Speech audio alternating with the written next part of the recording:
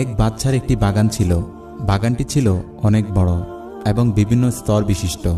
বাচ্চা একজন লোককে ডাকলেন, তার হাতে একটি ঝুড়ি দিয়ে বললেন, আমার এই বাগানে যাও এবং ঝুড়ি বোঝাই করে নানা রকম ফলমূল নিয়ে আসো। যদি তুমি ঝুড়ি ভরে ফল আনতে পারো আমি তোমাকে পুরস্কৃত করব, কিন্তু শর্ত হলো বাগানের যে অংশে তুমি পার হবে সেখানে তুমি আর যেতে পারবে না। লোকটি মনে করল এটা তো কঠিন কোনো কাজ নয়। সে একটি দরজা দিয়ে বাগানে প্রবেশ করল। দেখল গাছে গাছে ফল পেকে আছে, নানা জাতের সুন্দর সুন্দর ফল, কিন্তু এগুলো তার পছন্দ হলো না। সে বাগানের সামনের অংশে গেল। এখানকার ফলগুলো তার কিছুটা পছন্দ হলো, কিন্তু সে ভাবল আচ্ছা থাক, সামনের অংশে গিয়ে দেখি, সেখানে হয়তো আরও উন্নত ফল পাব, সেখান থেকে ফল নিয়ে ঝুড়ি ভরব। সে সামনে এসে পরের অংশে এসে অনেক উন্নত মানের ফল পেল। এখানে এসে তার মনে হলো এখান থেকে কিছু ফল ছিঁড়ে নেই, কিন্তু পরক্ষণে ভাবতে লাগলো সে সবচেয়ে ভালো ফল ঝুড়িতে নেবে। তাই সে সামনে এগিয়ে বাগানের সর্বশেষ অংশে প্রবেশ করল।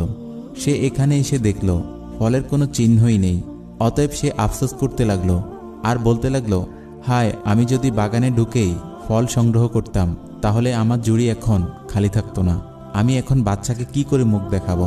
ঘটনা বর্ণনা করার পর শাহেখ গাজ্জালী রাদিয়াল্লাহু তাআলা বলেন, বন্ধুগণ, বাচ্চা হলেন আল্লাহ, আর বাগানে প্রবেশকারী লোকটি হলো তুমি, আর ঝুড়ি দ্বারা উদ্দেশ্য হলো তোমার আমলনামা, আর বাগান দ্বারা উদ্দেশ্য হলো তোমার জীবন।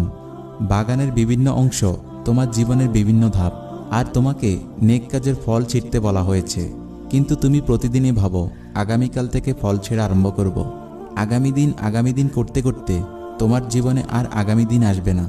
এভাবেই তুমি রিক্ত হস্তে মাওলার সামনে হাজির হবে। এজন্য মুফতি তাকি উসমানী রাদিয়াল্লাহু তাআলা বলেন, জীবনের সময়গুলো অতিবাহিত হচ্ছে, জীবন কেটে যাচ্ছে, জানা নেই বয়স বাকি কত। সুতরাং নেক কাজের বাসনা জাগ্রত হওয়ার সাথে সাথে তা করে ফেলুন। কে জানে কিছুক্ষণ পরের মনের এই আগ্রহ থাকবে কিনা, এটাও জানা নেই একটু পর বেঁচে থাকবো কিনা। যদিও বেঁচে থাকি হয়তো দুনিয়াবি কোনো ব্যস্ততা সামনে এসে পড়বে।